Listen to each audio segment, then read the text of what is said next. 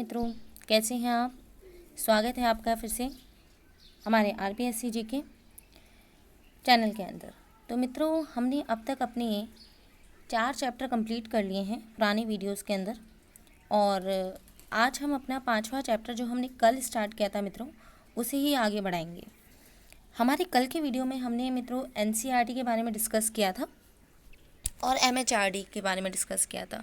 हमारा जो 5th chapter है मित्रों स्कूल मैनेजमेंट का, वो रिलेटेड है जितनी भी शिक्षा से संबंधित एजेंसीज़ हैं, ठीक है, उनसे रिलेटेड है। तो अपने आज के वीडियो में आज हम फिर से 2 एजेंसीज़ के बारे में पढ़ेंगे मित्रों। एक तो हम पढ़ेंगे RSCERT, जिसका नाम पहले हुआ करता था SIERT। देखिए, ये बहुत ही इंपॉर्टेंट चीज़ है क्योंकि इसके नाम का अमेंडमेंट 2018-2019 में हुआ है। हालांकि 2020 वाले आरपीएससी फर्स्ट ग्रेड के पेपर में इससे रिलेटेड कोई क्वेश्चन ज़्यादा नहीं आए हैं इसके नाम के फुल फॉर्म से, बट हाँ, इसमें आगे जो पेपर हो सकता है उसके अंदर आने में चांसेस हैं क्वेश्चन, ठीक है। और दूसरा हम पढ़ेंगे RIE यानी regional institute of education, okay, यानी क्षेत्रीय शिक्षण संस्थान। तो आज हम 2 टॉपिक क्लियर करेंगे। होप आपको वीडियो समझ में आ रहे होंगे। आप इस वीडियो को मित्रों, मेरी आपसे गुजारिश है कि कम से कम 2 से 3 बार सुने। सुनने से चीज़ें जल्दी याद हो जाती हैं अगर आप कॉन्सेंट्रेट करके और वास्तव में आप अपनी प्रिपरेशन कर रहे हैं, ठीक है। तो आप इसको 2 से 3 बार सुने, आपको ये याद हो जाएगा। आप चाहें तो पोस्ट कर इसको नोट भी कर सकते हैं, जो नोट्स मैंने यहाँ लिखे हुए हैं, ठीक है। अब हम शुरू करते हैं, ज़्यादा टाइम वेस्ट नहीं करेंगे। देखिए, हम आज शुरू कर रहे हैं SIERT। तो state institute of education research and training इसका पूरा नाम है। कहें तो राज्य शैक्षिक प्रशिक्षण एवं अनुसंधान संस्थान। देखिए, अंतर क्या है, पहले जो वर्ड था वो था SIERT, ठीक है, यानी इंस्टीट्यूट था। अब क्या है, RSCERT, मतलब Rajasthan state council of education research and training. इसका मतलब है इंस्टीट्यूट यानी संस्थान को काउंसिल में बदल दिया। काउंसिल का मतलब होता है परिषद। पहले वो एक संस्थान था, अब वो एक परिषद है, ठीक है। तो इसका नाम क्या है, Rajasthan state council of education research and training. अब हम आगे बात करते हैं मित्रों इसी के बारे में। तो देखिए, इसमें राजस्थान की भौगोलिक परिस्थिति की बात करते हैं हम, ठीक है। तो राजस्थान की भौगोलिक परिस्थितियों को देखा जाए एवं स्थानीय आवश्यकताओं को ध्यान में रखते हुए प्रारंभिक शिक्षा में गुणात्मकता को लागू करने के लिए SIERT की स्थापना की गई थी, ठीक है। अब राजस्थान में SIERT की स्थापना किसने की थी, तो RC मल्होत्रा समिति ने की थी, ठीक है। RC मल्होत्रा समिति की अनुशंसा पर 11 नवंबर 1978, ठीक है मित्रों, ध्यान रखना कब था, 11 नवंबर 1978। किसकी सिफारिश पे था, RC मल्होत्रा समिति। कहाँ की गई थी, उदयपुर में की गई थी, ठीक है। SIERT प्रारंभिक शिक्षा प्रशिक्षण प्रदान करने वाली राज्य की शीर्ष संस्थाओं में से एक संस्था थी, ठीक है। आगे देखते हैं, SIERT सन 2002 में प्रारंभिक शिक्षा निदेशालय के अधीन कार्यरत थी, ठीक है, यानी कि सन 2002 में किसके अधीन कार्यरत थी, 2002 में प्रारंभिक शिक्षा निदेशालय के अधीन कार्यरत थी, ठीक है। अब इसी क्रम में आगे बात करते हैं। तो आप देखेंगे SIERT में परामर्श प्रदान करने हेतु एक परामर्शदात्री समिति का गठन किया जाता है, ठीक है। इस परामर्शदात्री समिति में आप देखिए अध्यक्ष, शिक्षा निदेशक, प्रारंभिक शिक्षा, ये IAS लेवल का होता है, यानी कि अध्यक्ष जो होता है वो कौन सा होता है, शिक्षा निदेशक, प्रारंभिक शिक्षा। सचिव की बात करते हैं, ये शिक्षा सचिव, प्रारंभिक शिक्षा RS लेवल का होता है, ठीक है मित्रों। अब SIERT का संगठन क्या है, ठीक है, तो हम संगठन देख लेते हैं। इसका ढांचा क्या है, मतलब इसमें क्या क्या चीज़ें हैं, कहाँ से शुरू होता है, ऊपर से लेकर नीचे तक कैसे इसको बांटा गया है। ढांचे का मतलब होता है किसी कार्य को जब हम प्रारंभ करेंगे तो उस कार्य को करने के लिए एक इंसान तो उसको पूरा कर नहीं सकता है ना, उसके कई विभाग बनेंगे और हर एक विभाग को कौन डील करेगा, उसका मतलब। देखिए, सबसे पहले निदेशक। अब निदेशक जो है एक IAS लेवल का अधिकारी होता है और राज्य सरकार इसके मतलब राज्य सरकार से संबंधित होता है, ठीक है। दूसरा आता है RS लेवल का अधिकारी जो अति निदेशक होता है, ये राजस्थान शिक्षा सेवा से संबंधित है। प्रोफेसर, ये संयुक्त शिक्षा निदेशक के समकक्ष जूनियर डिवीज़न में रहता है, ठीक है। प्रोफेसर फर्स्ट लेवल उप निदेशक के समकक्ष रहता है। प्रोफेसर सेकंड जिला शिक्षा अधिकारी के समकक्ष, ठीक है। फिर असिस्टेंट प्रोफेसर प्राधान्याचार्य लेवल का, और असिस्टेंट प्रोफेसर फिर बाद में नीचे आ जाता है। देखिए सबसे पहले हमने किस पे शुरू करा था मित्रों, आंख बंद करके आप एक बार बोलिए, निदेशक IAS लेवल का होता है अधिकारी, अति निदेशक ये RS लेवल का अधिकारी है। उसके बाद प्रोफेसर संयुक्त निदेशक के समकक्ष कार्य करता है, यानी joint deputy collector, junior division नहीं सॉरी, जॉइंट डिप्टी कलेक्टर। फिर उसके बाद प्रोफेसर फर्स्ट लेवल का ये उप निदेशक के समकक्ष है। प्रोफेसर सेकंड लेवल जिला शिक्षा अधिकारी, प्रोफेसर असिस्टेंट प्रोफेसर प्रधानाचार्य लेवल, और उसके बाद असिस्टेंट प्रोफेसर। ठीक है, बात समझ में आ गई होगी आपको। अब हम बात करते हैं SIRT के कार्य। तो SIRT के क्या क्या कार्य देखते हैं मित्रों एक बार शॉर्ट में। SIRT के माध्यम से, ठीक है, व्याख्याताओं, प्रधानाचार्यों, ब्लॉक शिक्षा अधिकारी, कनिष्ठ लिपिक यानी LDC, ठीक है।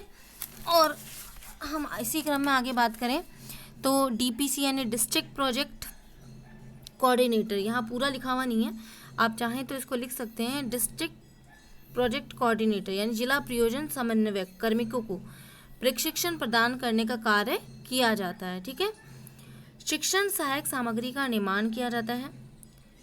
अनुसंधान कार्य रिसर्च, क्योंकि इसके नाम में ही आपने देखा है ना रिसर्च एंड ट्रेनिंग, तो अनुसंधान कार्य करवाता है ये।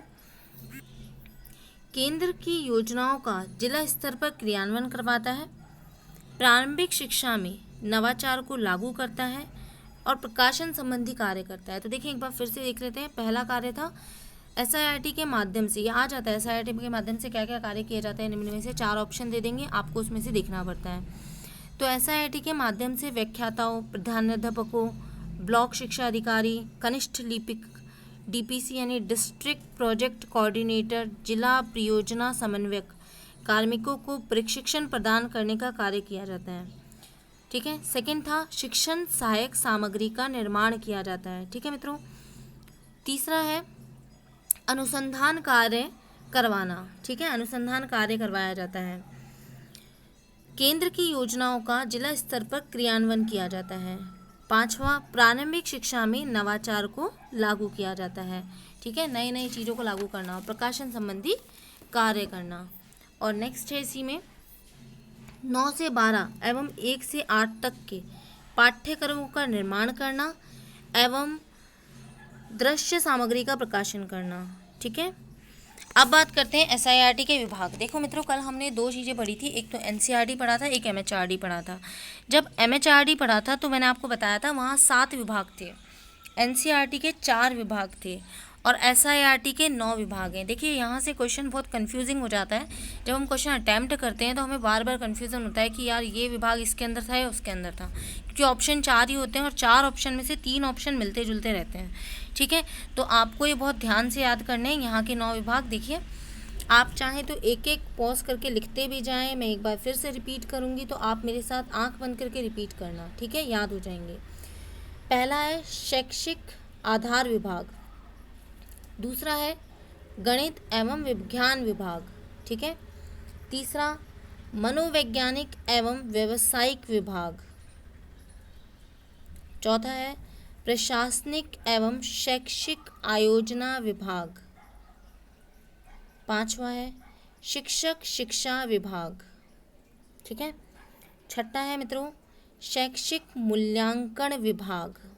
ठीक है, सातवां है अनुसंधान एवं प्रसार सेवा विभाग, आठवां है अनौपचारिक एवं वंचित वर्ग शिक्षा विभाग यानी दूरस्थ शिक्षा विभाग, नौवां है शैक्षणिक तकनीकी या प्रौद्योगिकी विभाग। होप आपने लिख लिया होगा, नहीं लिखा होगा तो आप पोस्ट करके लिख लें। अब मैं जल्दी जल्दी से एक बार बोल रही हूँ, आप भी आंख बंद करके मेरे साथ बोलें, याद हो जाएगा। पहला था शैक्षिक आधार विभाग, दूसरा गणित एवं विज्ञान विभाग, तीसरा मनोविज्ञान एवं व्यावसायिक विभाग, चौथा प्रशासनिक एवं शैक्षिक आयोजना विभाग, पांचवा शिक्षक शिक्षा विभाग, छठा शैक्षिक मूल्यांकन विभाग, सातवां अनुसंधान एवं प्रसार सेवा विभाग, आठवां अनौपचारिक शिक्षा एवं वंचित वर्ग शिक्षा विभाग यानी दूरस्थ शिक्षा विभाग, और नौवां शैक्षणिक तकनीकी या प्रौद्योगिकी विभाग। ठीक है मित्रों, ये 9 विभाग थे। अब नोट देखें, सन 2018 में SIERT का नाम बदलकर RSCERT यानी कि इंस्टीट्यूट, मैं पहले बता चुकी हूँ, पहले संस्थान था, अब काउंसिल यानी परिषद, और राजस्थान नाम आगे लगा दिया, तो Rajasthan state council of education research and training कर दिया गया। सिर्फ एक वर्ड का अंतर है मित्रों, पहले परिषद था और अब क्या हो गया, काउंसिल।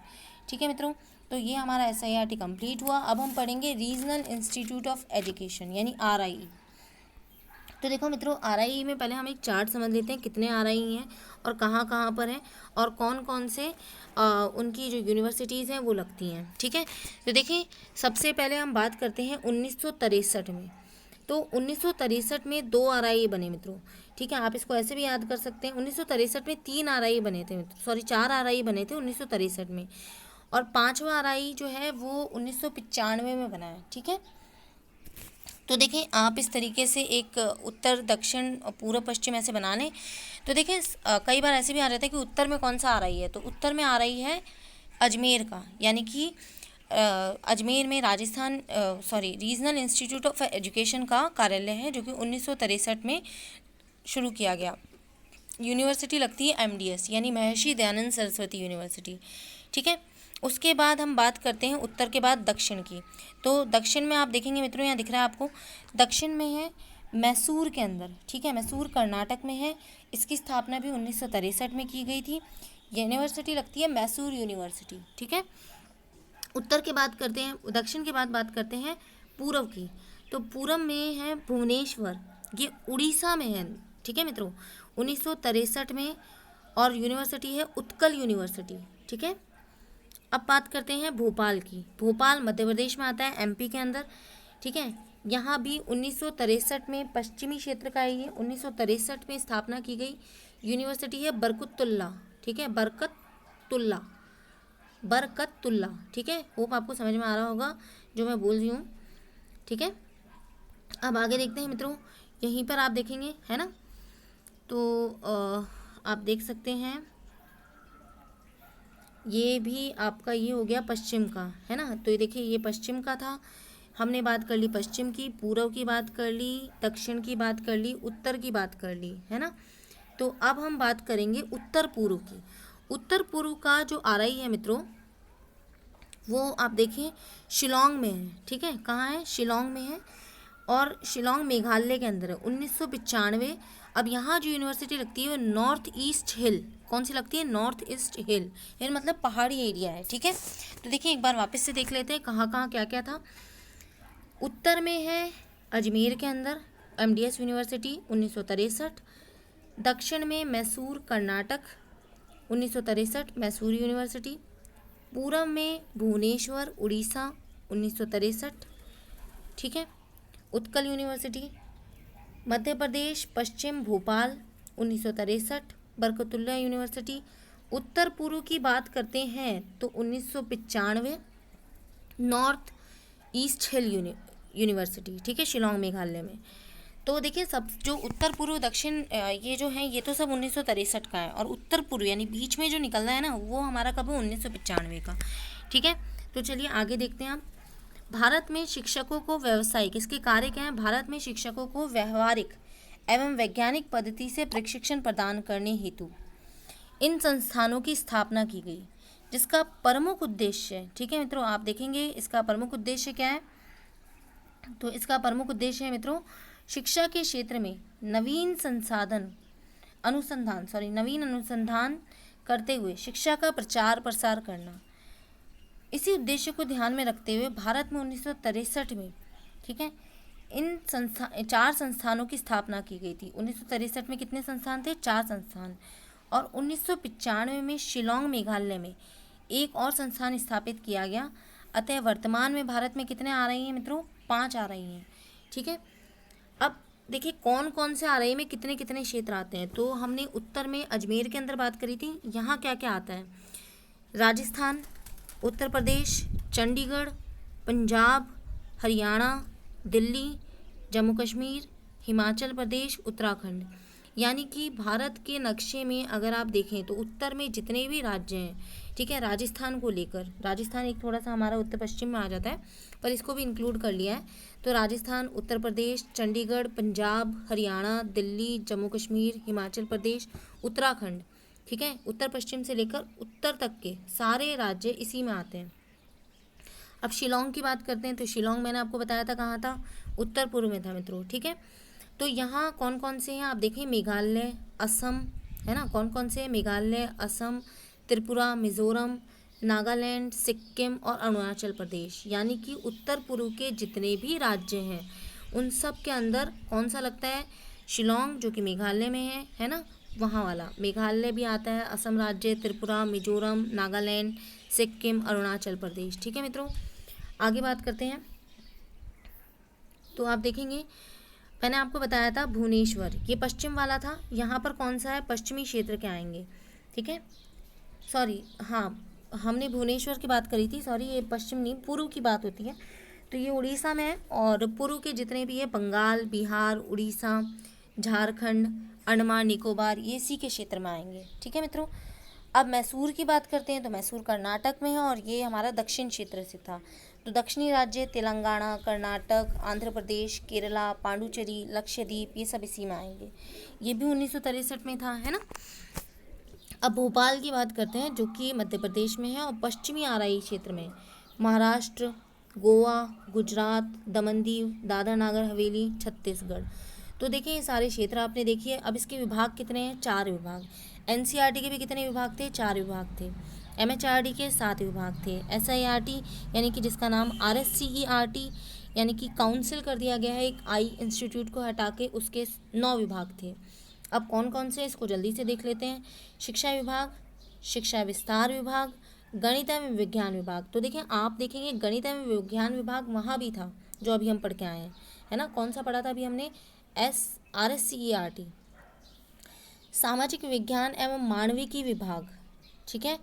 अब कार्य एक बार फिर से देख लेते हैं। तो प्रशिक्षण प्रदान करता है, अभी बताया था, आरआई के माध्यम से 2 प्रकार के प्रशिक्षण प्रदान किए जाते हैं, सेवा पूर्व भी और सेवाकालीन भी। यानी कि सेवाकालीन का मतलब जो नौकरी पेशे में, और सेवा पूर्व यानी कि जो नौकरी लगने से पूर्व हम जितनी डिग्रियां लेते हैं, जैसे बीएड की, एमएड की, बीएससी बीएड की, ठीक है, बीए बीएड की, पीजीडी की, ये सारी। तो ये तो हो गए सेवा पूर्व वाले जितने भी हैं। और सेवाकालीन यानी नवोदय, ठीक है, सर्व शिक्षा अभियान, राष्ट्रीय माध्यमिक शिक्षा अभियान, दोनों को मिला के अपने पढ़ा था, समसा बना दिया है। उनके कार्मिकों को प्रशिक्षण प्रदान करना, ठीक है, ये इसका कार्य है मित्रों। होप आपको वीडियो अच्छा लगा होगा। देखिए अगर आपको वीडियो अच्छा लगा है तो लाइक और सब्सक्राइब करना ना भूलें, और ज़्यादा से ज़्यादा सब्सक्राइब करें और कमेंट बॉक्स में अपने कमेंट डालें, ठीक है। लाइक करने से मेरा इंस्पिरेशन बढ़ेगा, और सब्सक्राइब करें आपको, ताकि जो भी नए वीडियो मिलेंगे उसका आपको जल्दी से जल्दी आपको नोटिफिकेशन मिल जाया करेगा। बेल आइकन पर क्लिक कर दें और शेयर करें अपने मित्रों के साथ जितना हो सके, ठीक है मित्रों। थैंक यू आज के